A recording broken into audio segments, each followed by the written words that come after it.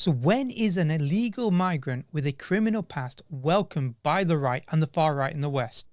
Many of them came illegally and continue to come illegally, and we don't want them here. I'll get to answering that question in a moment, but for the last 2 weeks or so, we've seen 2 shootings take place in Sweden.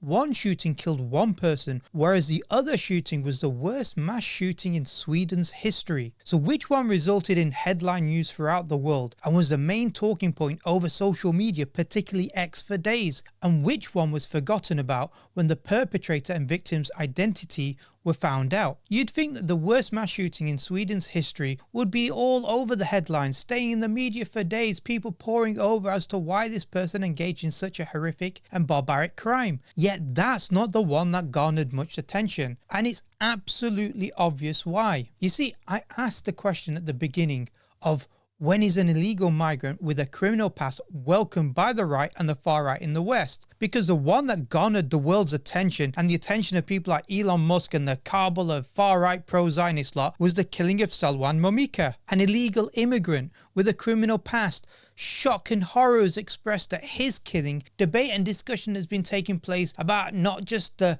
perpetrator but the entire Muslim world at the death of Salwan Momika.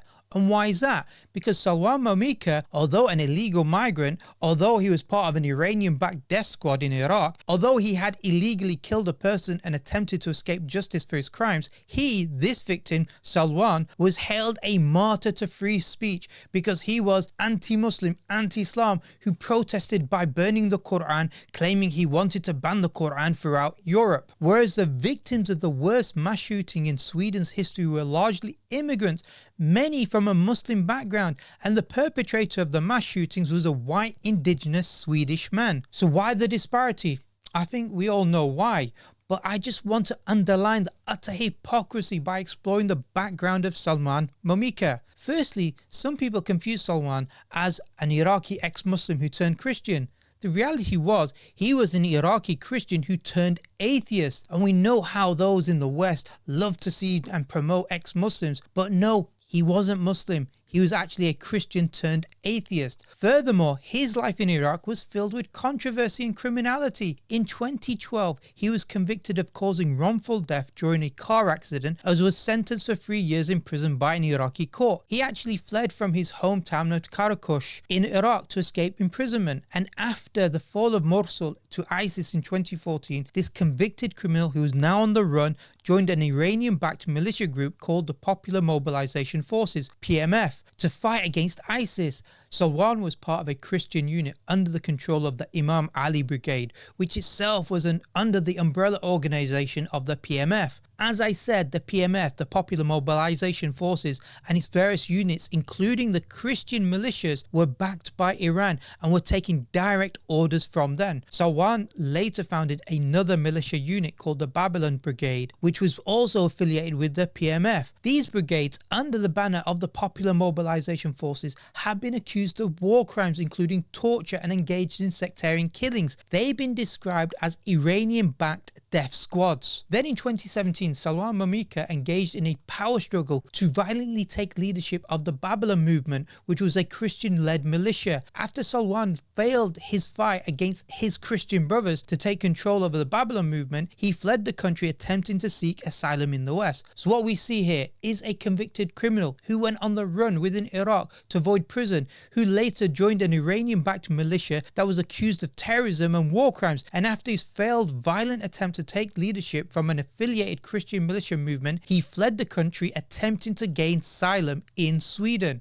Now, this doesn't sound like a person who's a bastion of morality, a civilized human being who's been persecuted and martyred in the name of free speech. Rather, a convicted criminal part of militias that undertook war crimes, torture and sectarian killings. His initial application to seek residency was in fact denied by Sweden, and he was facing deportation in 2023. During this time, he announced his atheism and began his so-called protest by burning the Quran. He knew exactly what he was doing. This was no sincere critique of Islam and Muslims. Remember, this guy was affiliated himself with the Shia Iranian-backed militias. This was pure naked opportunism. To avoid being extradited back to Iraq, he began burning the Quran, insulting Islam and Muslims so he could gain residency in Sweden. He purposely stoked up tensions amongst communities for his own selfish interests. After his initial failed application, after the so-called protests of burning Quran and inciting hatred amongst Muslims and the local population, Sweden's migration agency ended up giving him a temporary residency permit after deciding he risked torture and inhumane treatment in Iraq. Remember, it wasn't just the Muslims he was trying to incite, but he'd also engaged in a failed violent takeover of a Christian militia group in Iraq. It was also in 2023, particularly after October 7th, that there were accusations that began to circulate that Salwan was actually taking Zionist money. He was regularly now seen burning the Quran while raising the Israeli flag. It seems he had no problem siding with a Zionist entity accused of war crimes, just like he sided with the militias that are accused of war crimes and torture in Iraq. He certainly has consistency in this. Although Sweden's initially protected his right to burn the Quran, they later decided, probably realized that this was a grifter trying to incite reaction to justify his residency application, that they later charged him with the crime of agitation against an ethnic and national group. Then in March 2024, Momika left Sweden to seek asylum in Norway, saying that Sweden's freedom of expression and protection of human rights was just a big lie. He was then deported from Norway back to Sweden, who, to be honest, Norway probably didn't want this type of person. You know, a convicted criminal, someone who had a criminal past, someone who was part of militias in Iraq that were accused of war crimes living in Norway. And you know what? Most of what I'm saying in the background of Salwan Momika has generally been hidden, or at least not exposed in the media, and certainly not by the pro-Zionist anti-Muslim shills on social media. But yet this is the facts about his life. And what's also interesting here is the murderer of Salwan hasn't been arrested. He's still unknown, and his motives and intentions are still unclear.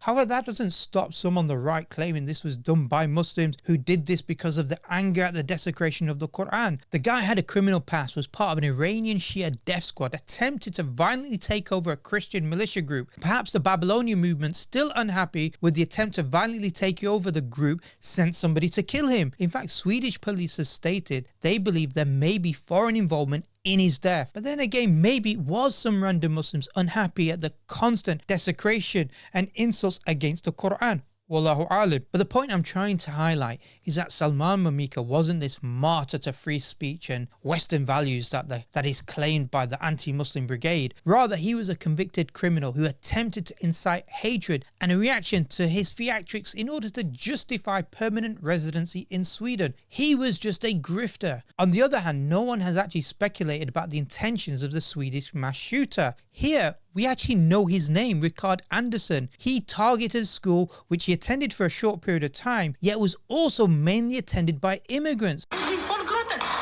Tonight, the deadliest mass shooting in Sweden's history. Oh my God! 10 people shot dead at a school for adults, shattering the calm in the town of Obrero, more than 100 miles west of the capital, Stockholm. The full identities of the victims and their nationalities haven't been released, even though we know some of them were from Bosnia, Syria or Eritrea. Rickard Andersson, by targeting this school, actually avoided schools that were closer to his home. But yet there's no discussion about terrorism, far-right ideology being the cause. Instead, he's described as a loner.